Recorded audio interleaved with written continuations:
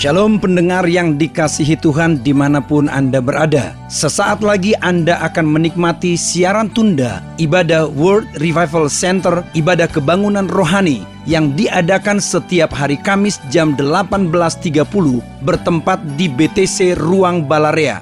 Dalam ibadah ini kesembuhan selalu terjadi, dalam ibadah ini pengurapan selalu dicurahkan. Api Roh Kudus dicurahkan sehingga banyak orang mengalami pemulihan, mengalami kelepasan dan mengalami kesembuhan serta menerima berkat Allah yang luar biasa. Kami mengundang Anda untuk hadir dalam ibadah World Revival Center setiap hari Kamis pukul 18.30 bertempat di BTC Fashion Mall, lantai P1 Ruang Balarea. Selamat menikmati siaran tunda ini. Tuhan Yesus memberkati. Dan semua yang siap diberkati, lambaikan tangannya. Dalam nama Yesus sama-sama kita berkata, amin. Boleh lebih mantap lagi katakan, amin. Sekali lagi lebih mantap katakan, amin. Amin. Boleh meriah tepuk tangannya buat Tuhan. Wow. Gospel people say, I go, I glorify, amin. Gimana kabar Bapak Ibu Saudara? Awet muda diberkati Tuhan. Yang percaya dalam nama Yesus berkata, amin. Bolehkah kita beri tepuk tangan buat Yesus yang mati di kayu salib? Lebih meriah lagi, kita rayakan saudaraku. Haleluya! Dia mati dan dia udah bangkit. Kebangkitannya mengalahkan musuh yang terakhir, yaitu maut itu sendiri. Hai maut, di mana sengatmu? Amin. Dia Allah yang bertahta, Dia Allah yang berkuasa. Katakan haleluya. Amin. Boleh duduk saudara. Wow. Bapak Ibu yang dikasih Tuhan, dalam momen Paskah 2022 ini, saya yang pertama khotbah tentang salib dari awal April sampai akhir April. Maka Bapak Ibu yang minggu kemarin Anda belum mendengarkan khotbah, tolong didengar lebih dari satu kali. Sebab saudaraku, lewat salib terjadi perubahan yang sangat-sangat besar. Perubahan yang terjadi sehingga membuat para rasul pun awal-awal juga kebingungan. Saudaraku, bahkan Petrus pun, Petrus pun itu sempat dikoreksi beberapa kali. Yang pertama oleh Tuhan Yesus sendiri. Dalam Kisah pasal 10 dan Kisah pasal yang ke-11. Kemudian saudaraku dikoreksi oleh Paulus dalam Galatia pasal 2. Karena Petrus tidak menyadari terjadi sebuah perubahan yang sangat besar. Lewat salib yang pertama, segala sesuatu telah disediakan bagi saudara, bagi saya. Kalau kita sadar ini, maka cara kita hidup, cara kita berpikir, cara kita berdoa pun berbeda, saudara. Yang kedua, lewat salib saudaraku, Allah bukan lagi digerakkan oleh saudara, tapi Allah digerakkan oleh Yesus Kristus. Saudara, dulu saya berkhotbah dan kita hari ini masih sering mendengar khotbah bahwa Anda bergerak, maka Tuhan bergerak. Seolah-olah saudaraku, Tuhan meresponi karena Anda bergerak. Tetapi sekarang saya mengerti lewat salib terjadi perubahan yang sangat besar. Bukan Anda bergerak baru Tuhan bergerak. Tapi Bapa meresponi Yesus yang mati di kayu salib. Dan respon Bapa tidak lain tidak bukan hanya untuk menyelamatkan, memberkati, memulihkan, memberi kemenangan. Dan segala berkat menjadi milik saudara dan saya. Kita beri tepuk tangan bagi Allah kita. Amin. Nomor 3, saudaraku, lewat salib temukan apa yang telah Anda dan saya miliki. Maka pencarian kita bukan mencari lebih banyak lagi dari Tuhan, tapi menemukan apa yang sudah menjadi milik saudara dan saya. Saudara, kita senang mendengar sebuah lagu. Kita suka menyanyikan lagu ini. Yaitu ini zaman Elia, ini zaman Daud, ini zaman Yeskiel. Dengarkan baik-baik saudaraku. Elia Elia dan Musa pada waktu di Bukit Transfigurasi, Elia dan Musa itu melambangkan nabi-nabi dan hukum Taurat.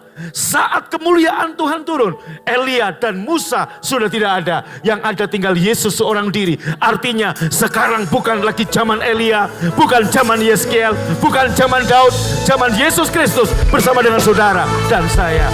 Mari beri tepuk tangan yang paling meriah bagi Allah kita. Katakan amin. Amin.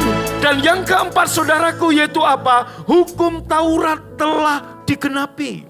Katakan amin. Maka tabir bait suci terbelah dua saat Yesus wafat di kayu salib.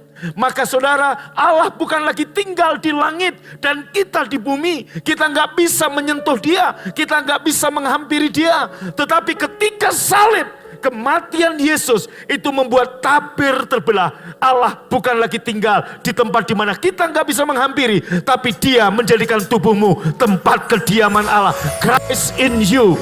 Dia bukan lagi saudaraku Allah yang kadang menyertai, kadang tidak. Dia bukan Allah yang kadang masuk dalam diri kita dalam bentuk Roh Kudus dan kadang meninggalkan, tapi dia ada bersama kita selama-lamanya, ever forever.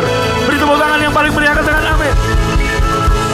Nah, Bapak Ibu, sebelum salib kita punya ritual-ritual, kita punya bayang-bayang, kita punya lambang-lambang. Tapi setelah salib kita punya kenyataannya, yaitu Yesus. Sebelum salib saudaraku digambarkan pengampunan, pengorbanan di zaman sebelum salib. Seorang yang berdosa maka dia membawa anak domba jantan. Saudaraku, dibawa ke bait Allah, dibawa ke tabernakel Musa. Dan kemudian imam, saudaraku, memeriksa anak domba itu. Diperiksa kelayakannya. Begitu anak domba ini sempurna, tidak bercacat celah, maka imam mengangkat tangan, berdoa, memohon pengampunan kepada Tuhan. Sementara imam mengangkat tangan, maka saudaraku, orang yang berdosa tadi meletakkan tangannya atas anak domba, atas korban yang akan disembelih. Pada waktu anak domba, pada waktu dia meletakkan tangannya, terjadi transfer dua arah. Yaitu apa? Dosa, kesalahan, ketidaksempurnaan dari manusia itu berpindah kepada korban. Dan kesempurnaan korban berpindah kepada kita, kepada manusia tersebut. Nah, itulah bayang-bayang, itulah ritual. Tapi lewat salib terjadi pertukaran yang sangat-sangat tidak adil. Anak domba yang disembelih sekali untuk selama-lamanya Yesus. Waktu kita menaruh tangan iman kita kepada anak domba Allah yang disembelih, saudaraku, yang malam ini kita rayakan, maka terjadi transfer dua arah. Dosa, kelemahan, penyakit, kutuk, kemiskinan, dan semua ketidaksempurnaan kita berpindah kepada Yesus. Dan kesempurnaan Yesus berpindah kepada saudara. You are complete in Him. Anda komplit di dalam Yesus Tuhan. Yang percaya boleh tepuk tangan lebih meriah. Katakan haleluya. Amin. Nah saudara, malam ini kita akan belajar sekali lagi saudaraku tentang salib, tentang darah Yesus. Malam Paskah ini, mari kita membuka saudaraku, ya, kita enggak lagi ada di ritual-ritual, kita enggak lagi di bayang-bayang, tapi kita ada di kenyataan saudara. Saudara, mari kita lihat ayatnya. Haleluya. Saudaraku, dalam 1 Korintus 11 ayat 24. Dan sesudah itu Yesus mengucap syukur atasnya. Ia memecah-mecahkan roti itu dan berkata, inilah tubuhku yang diserahkan bagi kamu. Perbuatlah ini menjadi peringatan akan aku. Bapak Ibu, mari kita lihat roti matzah yang dipakai oleh orang-orang Yahudi saat mereka makan Paskah. Saudara yang dikasihi Tuhan, di depan saudara adalah roti matzah. Anda lihat bahwa beberapa gereja masih atau memakai roti semacam ini dalam perjamuan kudus, dalam perjamuan Tuhan yang biasa diadakan. Nah, tahukah saudara bahwa kalau kita ke Israel, saudara, di Garden Tomb kita akan diberikan roti semacam ini. Tahukah Bapak Ibu bahwa roti ini, Anda lihat saudaraku bentuknya, perhatikan baik-baik. Ya, roti yang saudara dan saya pegang ini, inilah kalau kita perhatikan roti matzah. Orang-orang Yahudi makan saat perayaan Paskah, roti ini tidak beragi, ditusuk-tusuk. Saudaraku, menjadi lubang, ada barisan lubang-lubang kecil yang membentuk garis-garis. Roti ini juga nampaknya ada sedikit yang saudaraku gosong, kebakar saudara. Nah, tahukah Anda bahwa roti matzah ini menggambarkan tubuh Tuhan Yesus. Yesus adalah roti hidup yang ditusuk-tusuk, alisnya, dahinya tertusuk dengan mahkota duri, kakinya dan tangannya ditusuk dengan paku. Katakan amin. Lambungnya juga ditikam oleh seorang perwira dari kerajaan Rom. Besok saya akan sampaikan siapa dia, saudaraku. Dan firman Tuhan berkata dalam kitab Yesaya 53 ayat 5, dia tertikam oleh pemberontakan kita. Dan oleh bilur-bilurnya kita menjadi sembuh. Bapak Ibu perhatikan saya. Tahukah Anda, tidak ada dan belum pernah terjadi seseorang dalam kekaisaran, dalam pemerintahan kekaisaran Romawi dihukum 2 kali untuk 1 kesalahan. Saudaraku, Yesus kalau dia didapati bahwa dia melakukan pelanggaran yang sangat berat, hanya ada 2 hukuman dan salah satu hukuman itulah yang harus ditanggung oleh Yesus. Nangkep maksud saya? Maksudnya begini. Kalau kesalahannya saudaraku berat, maka Yesus harus dicambuk 39 kali. Dicambuk 39 kali, setelah itu dia harus dibebaskan. Atau kalau dia kedapatan melanggar hukum yang sangat berat, maka dia tidak perlu dicambuk, dia langsung disalib, saudara. Halo? Perhatikan saya, langsung diapakan? Salib. Maka Anda lihat, 2 orang yang disalib di sebelah Yesus, tubuhnya masih segar. Tubuhnya masih oke. Kenapa? Mereka tidak dicambuk, mereka langsung disalib. Tetapi kenapa Yesus dicambuk? Maka Anda lihat setelah Yesus dicambuk, Pontius Pilatus saudaraku menyerahkan Yesus.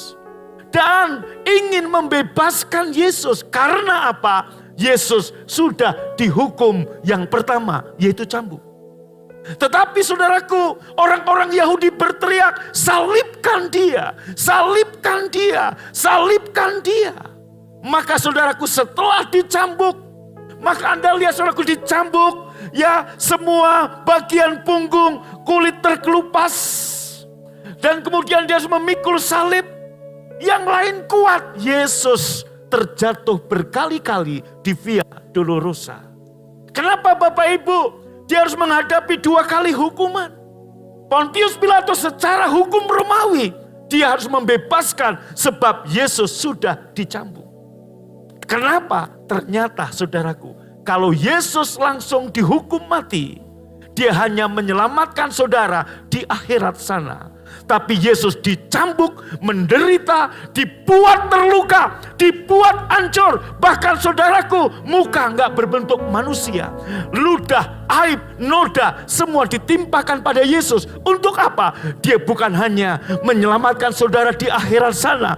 Tapi dia, saudaraku, menebus semua kutuk, semua malu, semua noda, semua aib, semua rendah diri, semua kutuk, semua kemiskinan. Itulah hukuman yang ditimpakan pada Yesus dengan cambuk.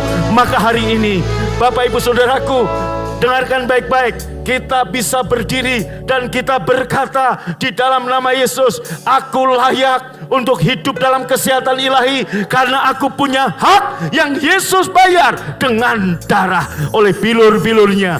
Engkau telah disembuhkan. Yang mengerti tepuk tangan, katakan haleluya. Amin. Ini yang membuat kita hari ini bisa dengan bangga, kita bisa bermegah di dalam Yesus. Yaitu kenapa saudara? Karena Yesus pertama dia dihukum dicambuk, dihancurkan, punggungnya dicambuk 39 kali. Bahkan bisa lebih dari itu. Karena apa? Saudaraku, 39 kali adalah hukuman bagi saudaraku menurut hukum Taurat. Dan tentara Rom ingin meremehkan hukum Taurat, dia lebihkan, diberi bonus cambukan berkali-kali. Membuat kulitnya tercapik. Untuk apa? Maka saudaraku, Anda lihat, dia tertikam oleh karena pemberontakan kita. Dia diremukan oleh karena kejahatan kita. Ganjaran yang mendatangkan keselamatan bagi kita ditimpakan kepadanya. Dan oleh bilur-bilurnya kita menjadi sembuh. Anda dan saya, gimana kabar saudara? Sehat, kuat, makmur, panjang umur, awet muda, diberkati Tuhan. Anda layak menerima ini semua karena Anda punya hak yang Yesus bayar dengan darah. Maka Bapak Ibu, dalam Lukas pasal, kita lihat ayatnya. Dalam Lukas pasal 22 ayat 19, FAYH langsung saja. Lalu Yesus mengambil roti setelah mengucap syukur kepada Allah. Ia memecah-mecahkan roti itu dan memberikannya kepada mereka sambil berkata. Baca sama-sama.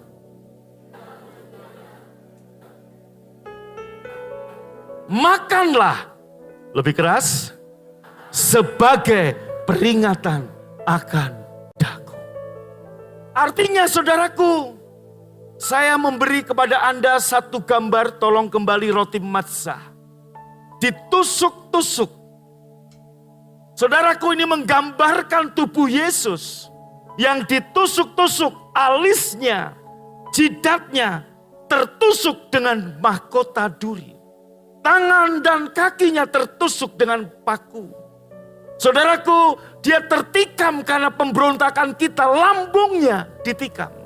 Dan kalau kita lihat sepertinya tutung atau gosong, saudaraku, kebakar. Ini menggambarkan api murka Allah membakar tubuh Yesus. Dalam kemurkaannya dia membakar. Maka Anda lihat, Yesus mati. 6 jam dia tergantung di kayu salib. Dari jam 9 pagi sebagai gambaran korban pagi. Sampai jam 3 sore sebagai gambaran korban petang. Dan saudaraku, begitu dia mati, dia turun ke alam maut. Dia turun, saudaraku, menanggung upah dosa adalah maut. Dan hari yang ketiga dia bangkit. Saudaraku, pada waktu dia mati, semua musuh sudah dikalahkan. Tersisa satu, yaitu maut itu sendiri. Kebangkitannya lah yang mengalahkan musuh yang terakhir, yaitu kematian. Dan hari ini kita bukan hanya merayakan kematian, tapi kita juga merayakan Yesus bangkit bagi kita. Maka tidak ada lagi musuh yang bisa menguasai saudara-saudara dan saya. Boleh tepuk tangan, katakan amin. Amin. Maka Bapak Ibu, sesudah perjamuan malam, ia berikan secawan air anggur. Anggur ini adalah perjanjian baru untuk menyelamatkan saudara. Suatu perjanjian yang dimeteraikan Allah dengan darahku untuk menebus jiwa kalian. Lakukanlah ini, kata Yesus, menjadi peringatan untuk aku. Bapak Ibu, dengan pengertian seperti ini, waktu Anda makan tubuh, minum darah Tuhan, saudaraku, kita lihat tubuhnya tertusuk-tusuk, tubuhnya tertikam, dan tubuhnya terbakar karena murka Allah. Kalau kita mengerti ini, kita mengingat akan apa yang dia lakukan. Sekali lagi, salib. Lewat salib terjadi perubahan yang sangat besar. Jika Petrus, rasul yang bayang-bayangnya menyentuh orang sakit sembuh. Petrus, saudaraku, yang berkhotbah di depan ribuan orang dan 3.000 orang saat itu bertobat dan dibaptis. Di hari Pentakosta itu aja bisa masih bingung pada saat melihat bahwa perjanjian yang baru, sebab salib memisahkan Old dan New Covenant. Saudaraku, Petrus masih kebingungan, terlebih teolog-teolog masa kini, terlebih orang Kristen awam masa kini, masih banyak yang masih zigzag di antara Old dan New Covenant. Nah, Bapak Ibu yang dikasihi Tuhan, kalau kita mengerti ini, Yesus, ini adalah malam, kalau kita mengingat 2000 tahun yang lalu, di malam terakhir, dia mengadakan perjamuan. Saudaraku, di ruang loteng Yerusalem, Yesus mengadakan perjamuan. Dia mengatakan ini adalah malam terakhir. Dan setelah itu, saudaraku, dia pergi ke Getsemane. Dan dia berkata, Alkitab mencatat, kita lihat saudaraku, ia berjalan kira-kira sepelempar batu jauhnya, lalu berlutut serta berdoa, Bapa, kalau engkau berkenan, singkirkanlah cawan kengerian ini daripadaku. Tetapi kehendakmu yang jadi, jangan kehendakku. Saudaraku, terus kita lihat. Sebab ia berada dalam penderitaan batin yang sedemikian rupa. Sehingga sementara ia berdoa dengan lebih tekun, baca sama-sama, ia mengeluarkan keringat darah yang menetes ke tanah. Keringat darah. Dan saudara, secara medis ini bisa terjadi jika seseorang ada dalam stres yang begitu berat. Seseorang akan bisa, saudaraku, berteteskan keringat bercampur dengan darah jika seseorang menghadapi stres yang begitu berat. Maka Dr. Lukas mengatakan ia berada dalam penderitaan batin yang sedemikian rupa. Penderitaan batin inilah yang membuat, saudaraku, darah bercucuran lewat pori-porinya bercampur dengan keringat. Dan dia sangat ketakutan. Why? Ingat, dia 100% manusia. Sekalipun dia 100% Tuhan. Dia ada di muka bumi sebagai 100% manusia. Maka Bapak Ibu, dia juga ada ketakutan. Kalau malam ini, maka dalam Ibrani pasal 4 dikatakan imam besar yang kita punya. Bukan imam besar yang tidak dapat merasakan penderitaan kita. Dia turut menderita. Dia juga dicobai. Dia juga menghadapi godaan. Dia juga menghadapi malu. Dia juga menghadapi penolakan. Dia bisa merasakan apa yang kita alami. Dia tertolak oleh surga dan tertolak oleh bumi saat dia mati di kayu salib. Tahukah Anda, dia dibully oleh orang-orang Taurat, oleh orang-orang Farisi. Kenapa? Saudara, dia akan terus dikatakan bahwa dia bukan anak asli. Dia anak haram, anak di luar nikah. Tahukah Anda, dia menghadapi hinaan. Kalau malam ini, lewat malam Paskah ini, engkau menghadapi hinaan, aib, malu, dan noda. Yesus pernah merasakan. Kalau Anda mungkin pernah ditolak, Anda pernah diusir oleh anggota keluarga Anda karena nama Yesus. Yesus pernah diusir di kampungnya sendiri, Nazaret. Saudaraku, bahkan bukan hanya diusir. Alkitab mencatat dalam Markus 6, orang-orang Nazaret berusaha untuk membunuh Yesus.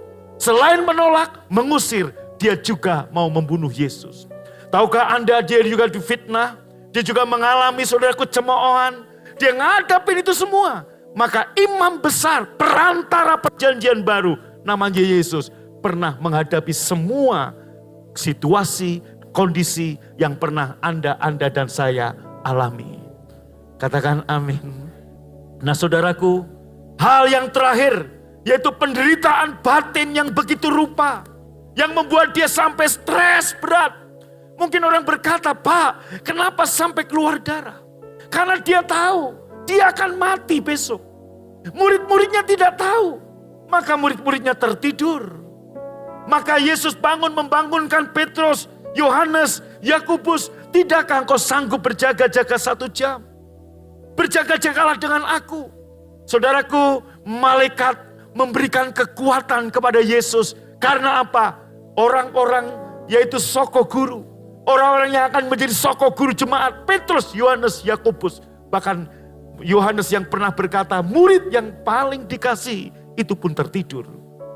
Anda tahu saudaraku, karena mereka tidak tahu, mata mereka belum terbuka, kalau itu adalah malam terakhir mereka bersama dengan Yesus. Saudaraku, Yesus tahu bagaimana dia akan mati. Dan dia tahu bagaimana sebelum mati dia mengalami cambukan, tikaman untuk saudara dan saya. Dia tahu, maka itu yang membuat dia stres berat. Yesaya berkata, menubuatkan, bahkan rupa pun kita tidak menginginkannya. Kita berkata, kita berpikir dia orang yang dikutuk Allah, dia orang yang menerima hukuman, tetapi sesungguhnya dosa kitalah yang ditanggungnya. Penderitaan kita yang dipikulnya. Dia tertikam karena pemberontakan kita. Dan oleh bilur-bilurnya kita menjadi sembuh. Amin. Amin. Maka Bapak Ibu, waktu Anda ambil perjamuan, Yesus minta, ingatlah ini. Bukan sekedar ingat wajah Yesus yang penuh smile, penuh senyum. Tapi ingatlah malam terakhir di loteng Yerusalem. Dia dikhianati oleh muridnya namanya Yudas. Dia dijual oleh muridnya sendiri. Kalau Anda pernah dikhianati, dia pernah merasakannya. Amin.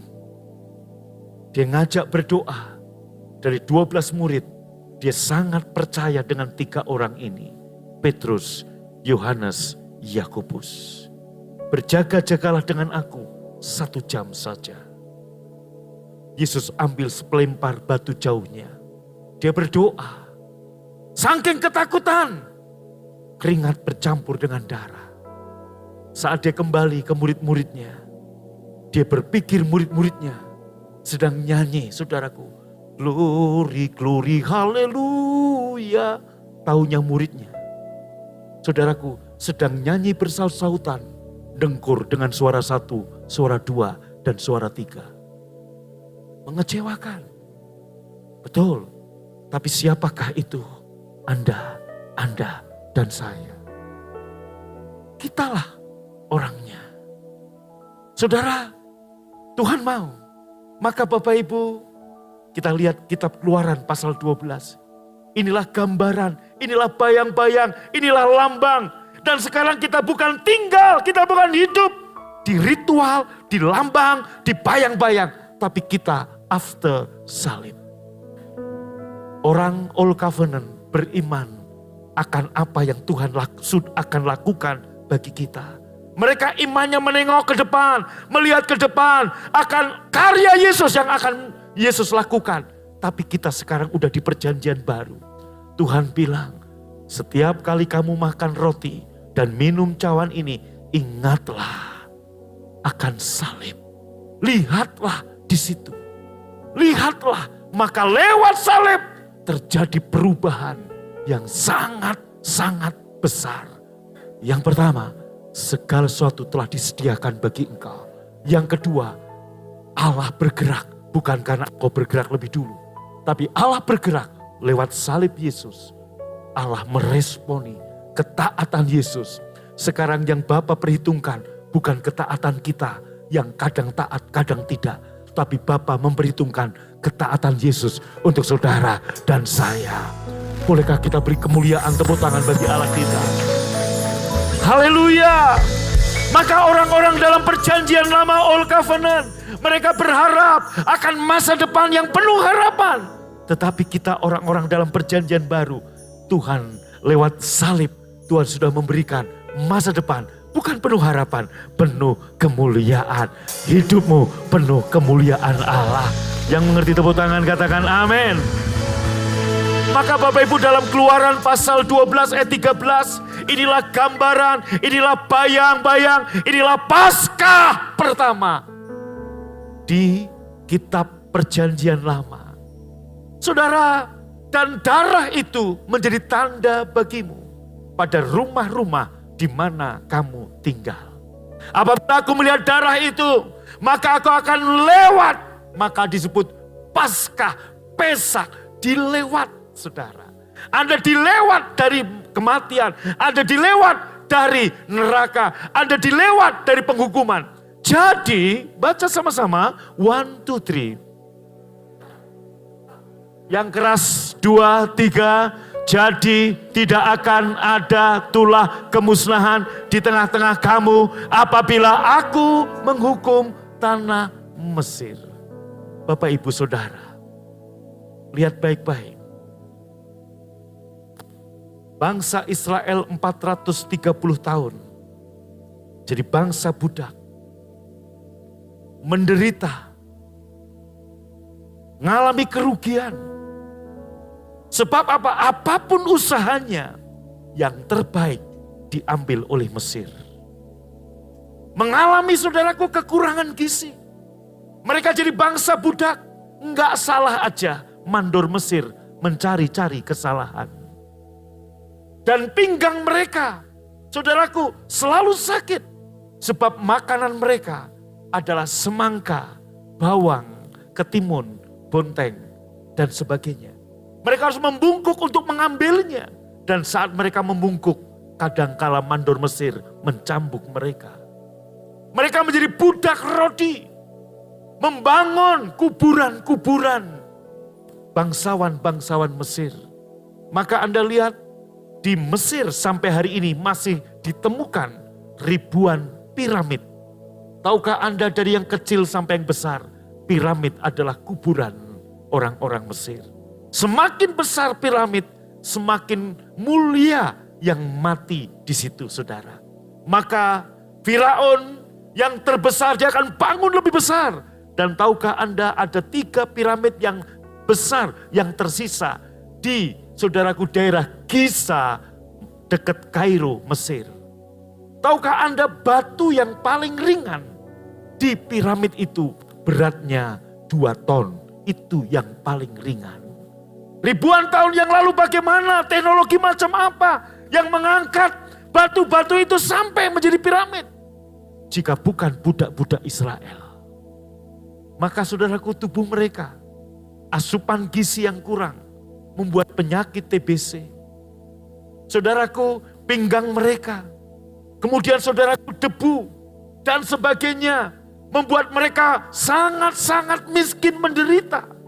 Sampai akhirnya, Musa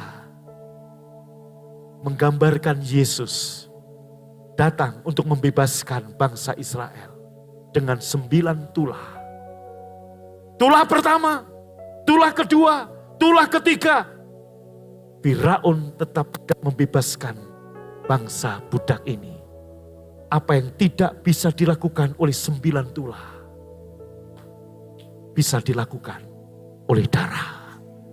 Hari ini, apa yang gak bisa dilakukan oleh kepintaranmu, oleh kemujuranmu, oleh keturunan, mungkin Anda keturunan orang hoki, atau oleh kesarjanaan Anda, oleh gelar Anda, oleh kesungguhan Anda, oleh macam-macam, hanya bisa dilakukan oleh darah Yesus. Malam ini, saudaraku, tahukah Anda, mereka kemudian berkumpul.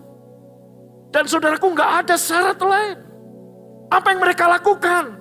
Tuhan hanya nyuruh lewat Musa, masuk rumah masing-masing. Bubui darah. Tidak ditambahkan dengan ketaatan. Tidak ditambahkan dengan, apalagi saudaraku, kepatuhan. Tidak ditambahkan dengan iman mereka. Tidak ditambahkan lagi, saudaraku, dengan pemahaman yang dalam tentang teologi darah. Enggak perlu. Yang mereka perlukan hanya satu. Percaya bahwa saat mereka masuk di rumah, di mana saat malaikat kematian itu lewat, yang ada darahnya dilewati.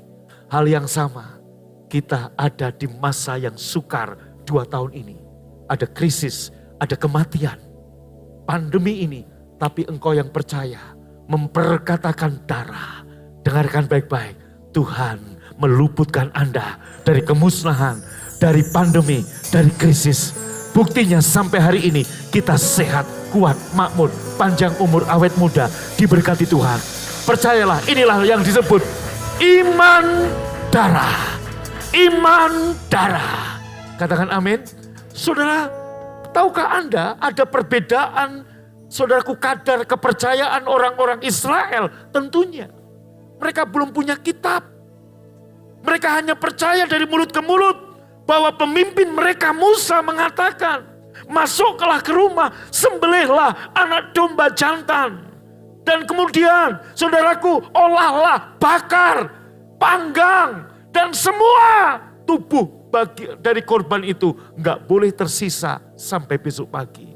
Yang tersisa bakar sampai habis. Oleskan darahnya di ambang-ambang pintu menyerupai salib. Karena ini semua gambaran, semua lambang. Orang dalam Old Covenant ada bayang-bayang, ada ritual, ada lambang-lambang. Setelah salib kita bukan lagi lambang, kita mendapat kenyataannya, yaitu Yesus. Katakan haleluya, katakan haleluya. Tahukah saudara, waktu mereka taat, mereka percaya akan apa yang Musa katakan, mereka kumpul di rumah-rumah. Dan saudara, satu persatu jeritan, aungan, kedukaan melolong dari sudut-sudut kota.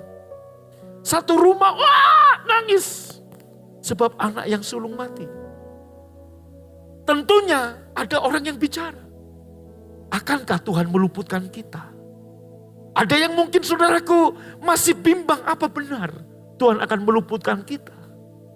Yang satu berkata, ya, karena yang penting di rumah kita ada darah, Tuhan akan melewati. Artinya Bapak Ibu, berapapun iman saudara, mungkin ada yang imannya kecil. Apa benar ya? Asal Anda percaya. Walaupun Anda ngomong, apa benar ya?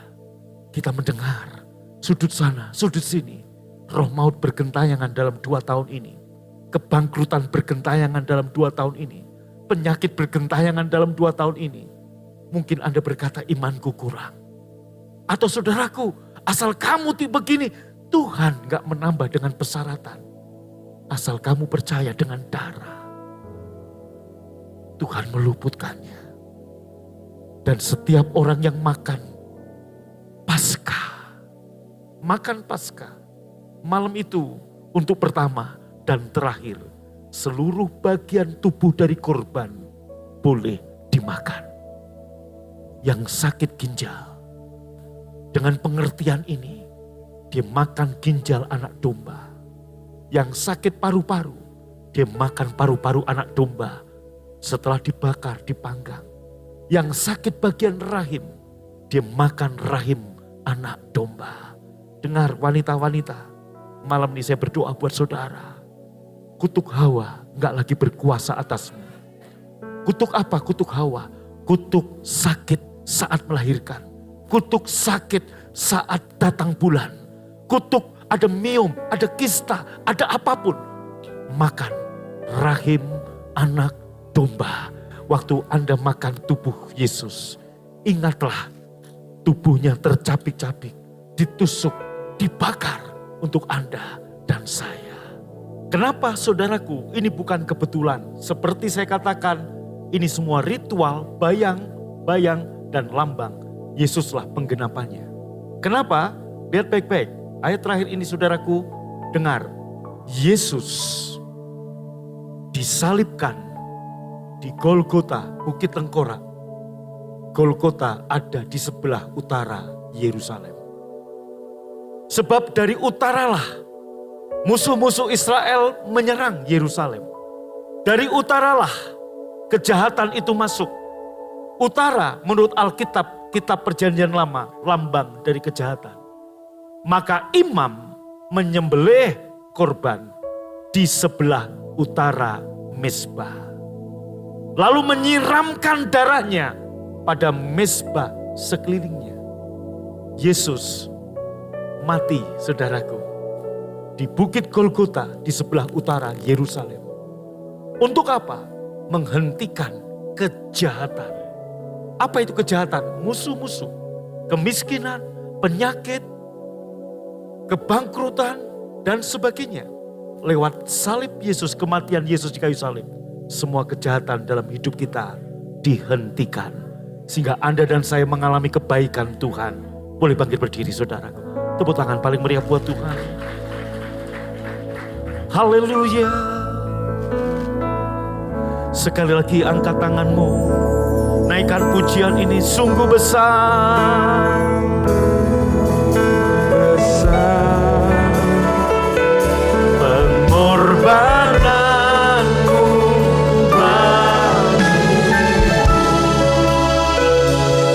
terlalu dalam untuk dimengerti.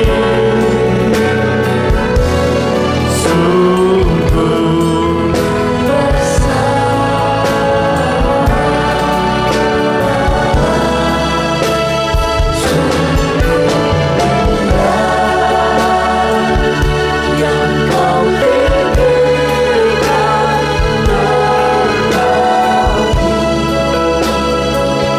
tak terselami bagiku.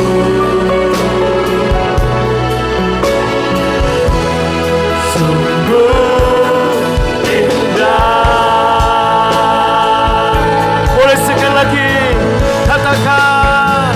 Sungguh besar pengorbananmu bagiku. Terlalu dalam untuk dimengerti. Sungguh besar,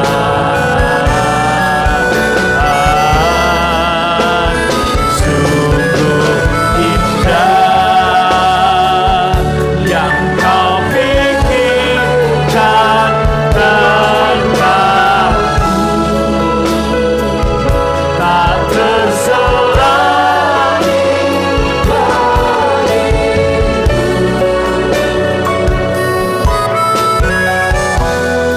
sungguh indah,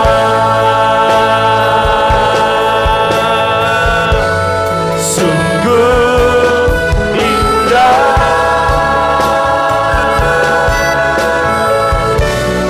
sungguh indah. Sekali lagi, sungguh indah.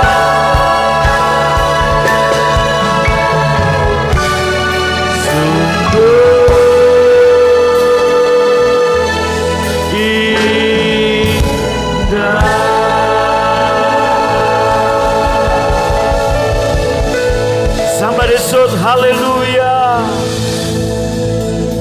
Haleluya. Kami bersyukur Tuhan, lewat salib-Mu segala sesuatu sudah Engkau sediakan.